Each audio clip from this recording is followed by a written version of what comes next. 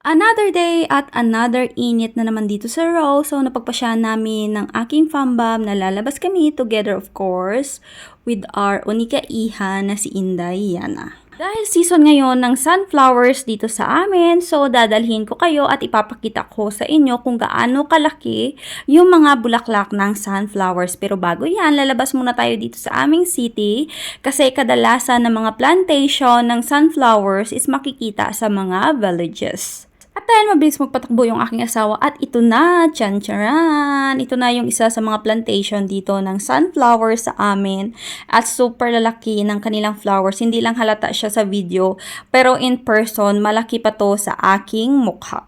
Hindi pala kami tumagal dito ng aking asawa kasi grabe talaga ang bubuyog at yan na naman si Inday Badiday. Ito-tour niya kayo sa kanyang plantation ng sunflower. Charot!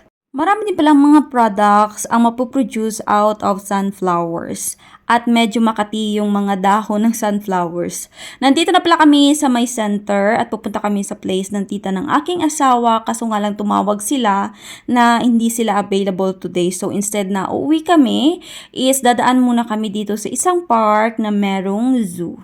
Tuwing summer, maraming mga tao yung nakatambay sa park na ito, especially yung mga kabataan kasi pwede kang mag-biking dito.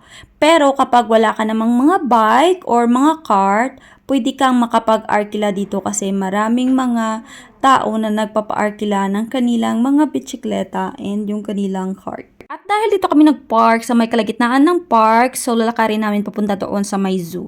Meron namang parking area para sa mga sasakyan na malapit talaga sa zoo, pero ewan ko dito sa aking asawa kung bakit dito siya nag-park. Tapos yan pala yung itsura ni Inday Yana na para siyang matutulog kasi sobrang sarap ng hangin. Ito pala yung aming kauna-unahang pagpasok sa zoo. Last time kasi nagsabi ako sa aking asawa na gusto kong pumasok kaso nga lang ayaw niya kasi wala pa kaming anak. Pero this year makakapasok na talaga kami kasi meron na kaming Inday Yana. At malapit-lapit na nga kami sa may area ng zoo. At ito na nga, tanaw na talaga natin yung zoo dito sa aming city. Kiss? West, 9:30. Nasa na naman si Akach, holiday pala today, hindi namin alam ng aking asawa, so sarado yung zoo. At ito pala yung aming reception before sa aming kasal tsaka sa pinyag ni Inday Yana, yung may pangalan na Terra. Isa rin niyang hotel and also restaurant. At ito naman yung another area ng zoo, super lawak ng zoo dito, that's why I'm so excited sana today. Kaso, sarado sila because it's holiday. Mag-walking-walking muna kami ng aking fambam bago kami umuwi sa aming bahay na daanan namin itong playground area ng mga bata dito sa amin at talagang mag-i-enjoy sila kasi ang dami-daming mga laruan na pwede mong laruin sa may area na ito. At ito naman yung cart na pwede mong arkilahan at gamitin para sa pag-iikot-ikot dito sa park kaso nga lang meron niyang time limit. Dahil tapos na kaming umikot-ikot dito sa park, so binuhatan ng aking asawa si Inday Yana papunta dito sa taas at papunta sa aming sasakyan. Dumaan kami dito sa isang karinderya dito sa amin para bumili ng pagkain kasi tinatamad na akong magluto. Kasi late naman para magluto pa ako ng aming lunch, so bumili na lang kami. At habang hinintay nga namin yung aming tatay, of course, pinapatawa ko muna si Inday Yana kasi nga feeling bored na siya.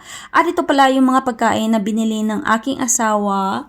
Mayroon diyang chorba, rice, tsaka yung kanyang paborito na fasole. Pagdating namin sa bahay, sagad kong inayos yung milestone era ni Inday Yana kasi masyado na akong late. Marami kasi akong mga kaganapan sa buhay at nakalimutan ko na talaga yung 4 months journey ni Inday Yana. At yan na nga, ito ay isang mabilisan lang. Pero grabe ang hirap ko kay Inday Yana kasi magalaw na siya. Tapos mahilig na talaga siyang paglaruan yung mga balloon. Struggle is real na gidya ang akon nga nabatyakan sa 4 months ni Inday Yana kay grabe na siya kahulagan tapos hindi pa siya magpabutang sang headband sa iya nga ulo. Ayaw niya kasi pinaglalagyan ng something yung kanyang buhok. And sad to say is wala talaga ako magandang kuha. At dahil umiyak yung aking Junakis at nagising yung aking asawa, so napag-isipan na lang niya na lumabas silang magtatay kasama yung kanyang kaibigan na meron ding anak.